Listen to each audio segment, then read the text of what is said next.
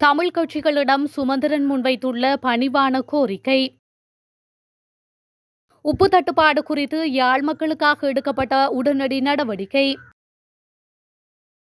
மின்சார கட்டணம் அதிகரிப்பு தொடர்பில் மின்சார சபையின் முக்கிய அறிவிப்பு. இலங்கையில் கடவுச்சீட்டு பெற மீண்டும் நீண்ட வரிசையில் காத்திருக்கும் மக்கள். வாக்கு வேட்கைக்காக வடக்கை நாங்கள் அரவணைக்கவில்லை, அனுர அரசு வெளிப்படை. சர்வதேச உளவுத்துறையின் உதவியுடன் கூண்டோடு சிக்கும் முக்கிய புள்ளிகள். போர் நிறுத்த ஒப்பந்தத்திற்கு பின்னர் காஷ்மீரில் தாக்குதல், பாகிஸ்தான் மறுப்பு தெரிவிப்பு.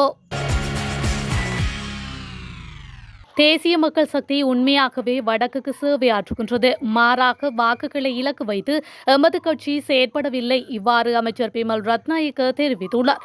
தனியார் தொலைக்காட்சி ஒன்றுக்கு வழங்கிய நேர்காணலின் போதே அவர் இதனை குறிப்பிட்டுள்ளார். காணாமல் போயிருந்த நிலையில் மீண்டும் கிடைப்பவருக்கே வீடுகளில் கூடுதலாக கவனிப்பு இருக்கும். ஏனெனில் அவர்கள் பட்ட கஷ்டம் பலி பெரும் வேதனை மிக்கதாக இருந்திருக்கும். வடக்கு என்பதும் இலங்கைக்கு கிடைக்காமல் இருந்த பிள்ளைதான். தற்போது அந்த பிள்ளை நாட்டுக்கு கிடைத்துள்ளது. போரால் வடக்கு மக்களே பெரிதும் பாதிக்கப்பட்டார்கள். எனவே தேசிய நல்லிணக்கத்துக்காக மட்டுமல்ல, அபிவிருத்திக்காகவும் எம்மால் செய்யக்கூடிய அனைத்தையும் செய்வோம். இதனை நாம் வாக்குகளுக்காக செய்யவில்லை. நாம் சேவை செய்தால் வாக்கு என்பது தாமாகவே கிடைக்கும். எனவே உண்மையாகவே சேவையாற்றுகின்றோம். வடக்கு மாகாணத்தில் மன்னாரில் நமக்கு பெரும்பான்மை பலம் கிடைத்துள்ளது. வவுனியாவிலும் வெற்றி கிடைத்துள்ளது. வடக்கில் 150 உள்ளூராட்சி உறுப்பினர்கள் கிடைக்கப்பெற்றுள்ளனர். இதற்கு முன்னர் அவ்வாறு இருந்திருக்கவில்லை. கிழக்கிலும் 216 உறுப்பினர்கள் கிடைக்கப்பெற்றுள்ளனர் என அவர் மேலும் குறிப்பிட்டுள்ளார். வடக்கு மாகாண கூட்டுறவு அபிவிருத்தி ஆணையாளர் தேரலிங்கநாதன் உப்பு விநியோகம் குறித்து ஊடக அறிக்கை ஒன்றை வெளியிட்டுள்ளார். அந்த அறிக்கையில் கூறப்பட்டுள்ளதாவது: உப்பின் விலை கட்டுப்பாடற்ற ரீதியில் அதிகரித்துள்ள நிலையில் அச்சுவேலி பலநோக்கு கூட்டுறவு சங்கமானது மன்னாரில் உப்பை கொள்வனவு செய்து யாழ்ப்பாண மாவட்டத்தில் உள்ள அனைத்து பலநோக்கு கூட்டுறவு சங்கங்களுக்கும் விநியோகித்துள்ளது. இதற்கமைய 179 ரூபாவுக்கு ஒரு பாக்கெட் உப்பை பொதுமக்கள் இன்று முதல் கொள்வனவு செய்ய முடியும் என்று அவர் மேலும் தெரிவித்துள்ளார். கூடுதலான ஆசனங்கள் இருந்தால் அந்த கட்சிக்கு நிர்வாகத்தை அமைக்கக்கூடிய ஒரு உரிமை பொதுவாக இருக்கும். அந்த கோட்பாட்டிற்கு இணங்கி ஆதரவு அளிக்குமாறு தமிழ் கட்சிகளிடம் வினயமாக கோருவதாக தமிழரசு கட்சியின் செயலாளர் எம். ஏ. சுமந்திரன் வேண்டுகோள் விடுத்துள்ளார். தமிழரசு கட்சியின் அரசியல் குழு கூட்டம் வவுனியாவில் நேற்று இடம்பெற்றது. அதன் பின்னர் ஊடகங்களுக்கு கருத்து தெரிவிக்கும் போது அவர் இவ்வாறு தெரிவித்துள்ளார். தொடர்ந்தும் கருத்து தெரிவித்த அவர், 35 சபைகளில் நாம் தனிப்பெரும் கட்சியாக உறுப்பினர்களை பெற்றுள்ளோம். 6 சபைகளில் அறுதி பெரும்பான்மையோடு வெற்றி பெற்றிருக்கின்றோம். அந்த சபைகளில் தவிசாளர், உப தவிசாளரை தெரிவு செய்யும் பொறுப்பு கட்சிக்கு மட்டுமே இருக்கும். எமக்காக வாக்களித்த மக்களின் நம்பிக்கை வீண் போகாது. நாம் பொறுப்பெடுக்கும் சபைகளை திறமையுடனும் நேர்மையுடனும் நிர்வாகிப்போம். ஒரு சபையில் குறைதொரு கட்சிக்கு கூடுதலான ஆசனங்கள் இருந்தால் அந்த கட்சிக்கு நிர்வாகத்தை அமைக்கக்கூடிய ஒரு உரிமை பொதுவாக இருக்கும். அந்த வகையில் இந்த 35 சபைகளுக்குமான தவிசாளர், உப தவிசாளர்களை நாங்கள் முன்னிறுத்துவோம். மற்ற கட்சிகள் இந்த பொதுவான கோட்பாட்டிற்கு இணங்கி நாம் முன்னிறுத்துகின்ற வேட்பாளர்களை ஆதரிக்க வேண்டும் என்று தன்மையாக கேட்டுக்கொள்கின்றோம் என்று அவர் மேலும் தெரிவித்துள்ளார்.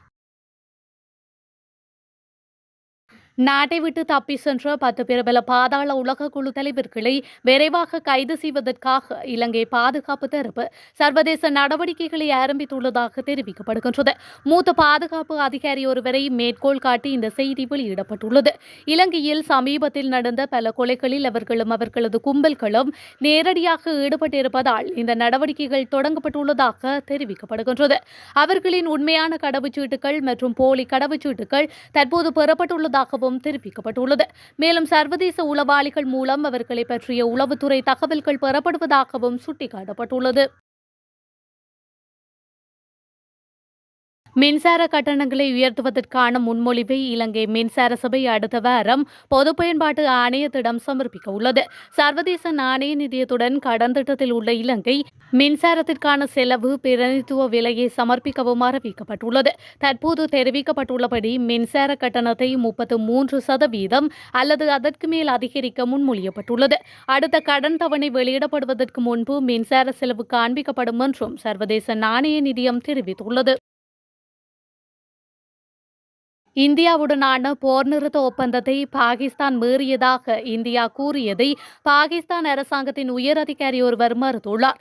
எங்கள் தரப்பிலிருந்து போர் நிறுத்த ஒப்பந்தத்தை மீறுவது கேள்விக்குரியே என்று பாகிஸ்தான் தகவல் அமைச்சர் அட்டாவுல்லா தரார் தெரிவித்துள்ளார். மேலும் இந்தியாவுக்கு எதிரான வெற்றியை பாகிஸ்தான் மக்கள் கொண்டாடினர் என்று தரார் கூறியுள்ளார். இந்தியாவிற்கும் பாகிஸ்தானுக்கும் இடையில் போர் நிறுத்தம் அறிவிக்கப்பட்ட சில மணி நேரங்களுக்கு பிறகு இந்திய நிர்வாக காஷ்மீர் பகுதியில் ட்ரோன் தாக்குதல் இடம்பெற்றதாக தெரிவிக்கப்பட்டது. காஷ்மீரில் உள்ள ஸ்ரீநகர் நகரம் முழுவதும் பலத்த குண்டுவெடிப்புகள் இடம்பெற்றுள்ளதாக கூறப்பட்டுள்ளது. 5ஆம் ஆண்டு புலமை பரிசில் மேலதிக வகுப்புகளை நடாத்தும் பிரபல ஆசிரியரான டீச்சர் அம்மா என அழைக்கப்படும் கயோஷிகா பெர்னாண்டோவினால் இளைஞர் ஒருவர் தாக்கப்பட்ட சம்பவத்தில் குறித்த ஆசிரியை கைது செய்யுமாறு நீர்கொழும்பு நீதவான் காவல்துறையினருக்கு உத்தரவிட்டுள்ளார். தாக்குதலுக்குள்ளான இளைஞர் சிகிச்சைகளுக்காக நீர்கொழும்பு வைத்தியசாலையில் அனுமதிக்கப்பட்டுள்ளார். சம்பவத்தை அடுத்து கயோஷிகா பெர்னாண்டோ தலைமறைவாகியுள்ளதுடன் அவரது கணவர் மற்றும் முகாமையாளர் இருவரும் கட்டான காவல்துறையினரால் கைது செய்யப்பட்டுள்ளனர். அவர்கள் நேர்கொழும்பு நீதவான் நீதிமன்றில் முற்படுத்தப்பட்டதை அடுத்து எதிர்வரும் 14ஆம் தேதி வரை விளக்கமறியலில் வைக்குமாறு நீதவான் உத்தரவிட்டுள்ளார். சம்பவத்தின் பிரதான சந்தேக நபரான கயோஷிகா பெர்னாண்டோவை கைது செய்து நீதிமன்றில் முற்படுத்துமாறு நீதவான் காவல்துறையினருக்கு உத்தரவிட்டுள்ளார். கூடுதலான ஆசனங்கள் இருந்தால் அந்த கட்சிக்கு நிர்வாகத்தை அமைக்கக்கூடிய ஒரு உரிமை பொதுவாக இருக்கும். அந்த கோட்பாட்டிற்கு இணங்கி ஆதரவு அளிக்குமாறு தமிழ் கட்சிகளிடம் வினயமாக கோருவதாக தமிழரசு கட்சியின் செயலாளர் எம்.ஏ. சுமந்திரன் வேண்டுகோள் விடுத்துள்ளார். தமிழரசு கட்சியின் அரசியல் குழு கூட்டம் வவுனியாவில் நேற்று இடம்பெற்றது. அதன் பின்னர் ஊடகங்களுக்கு கருத்து தெரிவிக்கும் போது அவர் இவ்வாறு தெரிவித்துள்ளார். தொடர்ந்தும் கருத்து தெரிவித்த அவர் 35 சபைகளில் நாம் தனிப்பெரும் கட்சியாக உறுப்பினர்களை பெற்றுள்ளோம். 6 சபைகளில் அறுதி பெரும்பான்மையோடு வெற்றி பெற்றிருக்கின்றோம். அந்த சபைகளில் தவிசாளர் உப தவிசாளரை தெரிவு செய்யும் பொறுப்பு கட்சிக்கு மட்டுமே இருக்கும். எமக்காக வாக்களித்த மக்களின் நம்பிக்கை வீண் போகாது. நாம் பொறுப்பெடுக்கும் சபைகளை திறமையுடனும் நேர்மையுடனும் நிர்வாகிப்போம். ஒரு சபையில் குறைதொரு கட்சிக்கு கூடுதலான ஆசனங்கள் இருந்தால் அந்த கட்சிக்கு நிர்வாகத்தை அமைக்கக்கூடிய ஒரு உரிமை பொதுவாக இருக்கும். அந்த வகையில் இந்த 35 சபைகளுக்குமான தவிசாளர் உப தவிசாளர்களை நாங்கள் முன்னிறுத்துவோம். மற்ற கட்சிகள் இந்த பொதுவான கோட்பாட்டிற்கு இணங்கி நாம் முன்னிறுத்துகின்ற வேட்பாளர்களை ஆதரிக்க வேண்டும் என்று தன்மையாக கேட்டுக்கொள்கின்றோம் என்று அவர் மீண்டும் தெரிவித்துள்ளார். தேசிய மக்கள் சக்தி உண்மையாகவே வடக்குக்கு சேவையாற்றுகின்றது. மாறாக வாக்குகளை இலக்கு வைத்து எமது கட்சி செயற்படவில்லை. இவ்வாறு அமைச்சர் பிமல் ரத்நாயக்க தெரிவித்துள்ளார்.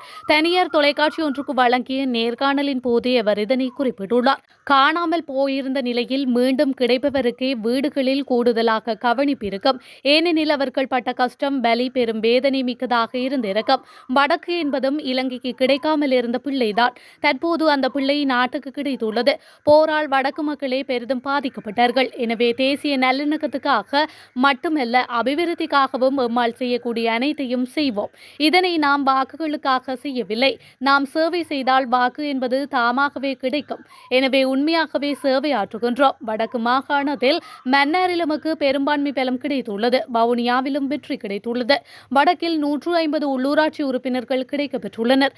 இதற்கு முன்னர் அவ்வாறு இருந்திருக்கவில்லை. கிழக்கிலும் 216 உறுப்பினர்கள் கிடைக்கப்பெற்றுள்ளனர் என அவர் மேலும் குறிப்பிட்டுள்ளார்.